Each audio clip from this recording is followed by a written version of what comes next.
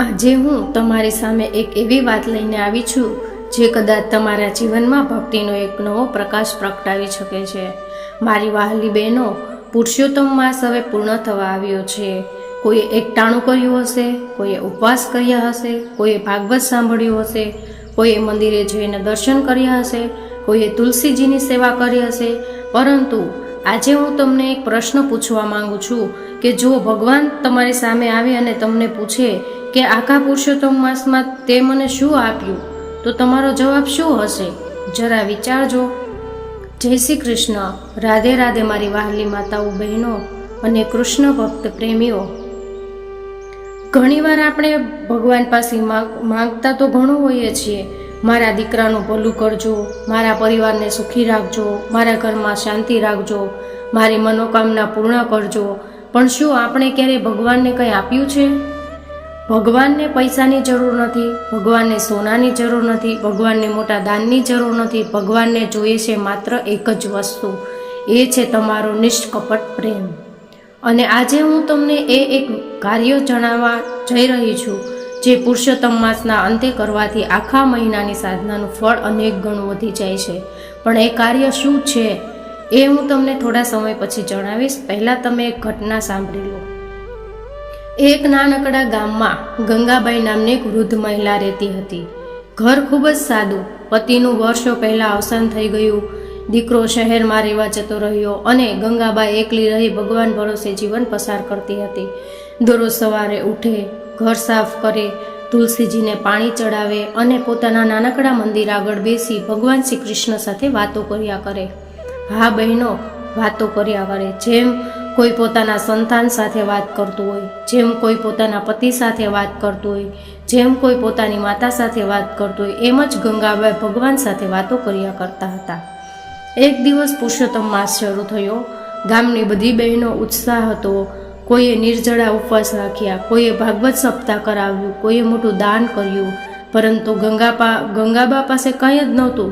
તેમણે ભગવાનને કહ્યું કે હે કાનુડા, મારી પાસે પૈસા નથી, મારી પાસે દાન કરવાની શક્તિ નથી, પણ મારું હૃદય તો સારું છે, એ તારું છે। અને બસ દરરોજ એક નાનો દીવો કરે, એક તુલસીનું પાન અને આંખોમાં પ્રેમના આંસુ, એ જ એમની ભક્તિ હતી। પરંતુ પુરુષોત્તમ માસનો અંતિમ દિવસ હતો અને ગંગાબા ઘરમાં ખાવા માટે કંઈ જ નહોતું। તેમણે પોતાના ડબ્બામાં જોયું તો માત્ર 20 રૂપિયા પડ્યા હતા અને વિચાર આવ્યો કે આ પૈસાથી હું કાલે દૂધ લઈ આવીશ। એવામાં ઘરની બહાર એક નાનો બાળક આવ્યો અને તે ભૂખ્યો હતો।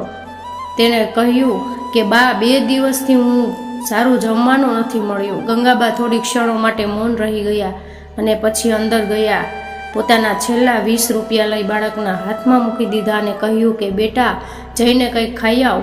બાળક ચાલ્યો ગયો। ગંગાબા મંદિર પાસે આવી ગયા અને ભગવાનને કહ્યું કે હે પ્રભુ, મારી પાસે એટલું જ હતું, એ પણ આજે તને આપી દીધું।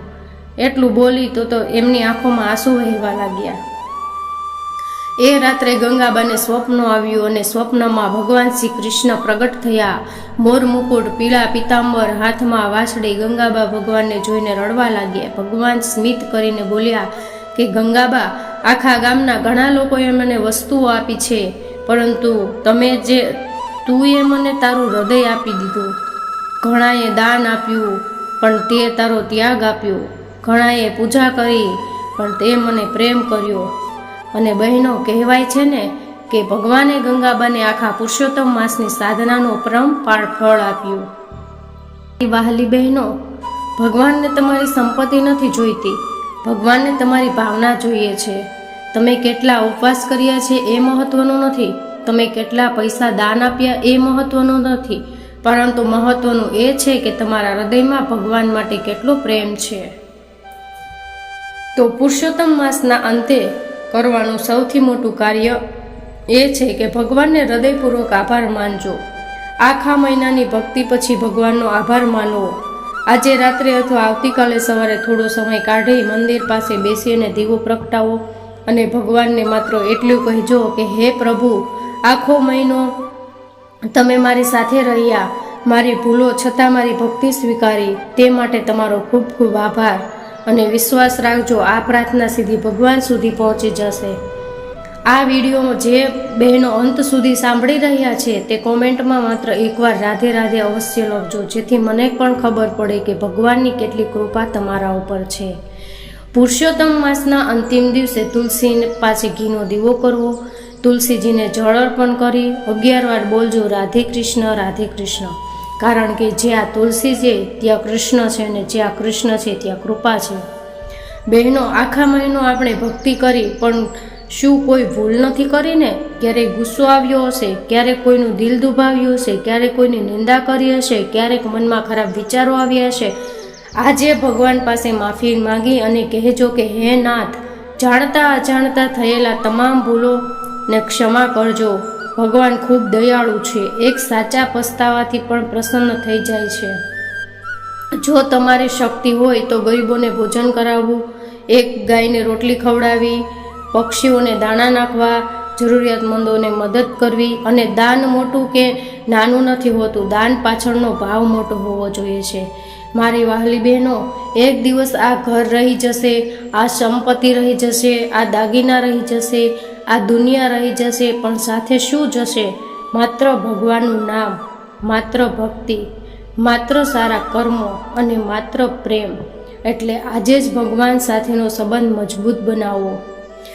પુરુષોત્તમ માસ પૂર્ણ થઈ રહ્યો છે, પણ ભક્તિ પૂર્ણ થવી ન જોઈએ. ઉપવાસ પૂરો થઈ શકે છે, પરંતુ ભગવાનનું સ્મરણ પૂર્ણ ન થવું જોઈએ. કથા પૂર્ણ થઈ શકે છે, પરંતુ કૃષ્ણ સાથેનો પ્રેમ પૂર્ણ ન થવો જોઈએ. કારણ કે જેના જીવનમાં કૃષ્ણ છે તે ક્યારેય એકલો નથી. જેના જીવનમાં કૃષ્ણ છે તે જીવનને આશા ક્યારેય મળતી નથી, અને જેના જીવનમાં કૃષ્ણ છે તેનું કલ્યાણ નિશ્ચિત છે. તો બહેનો, આજે એક દીવો કરો અને પ્રાર્થના કરો ને આભાર માનો.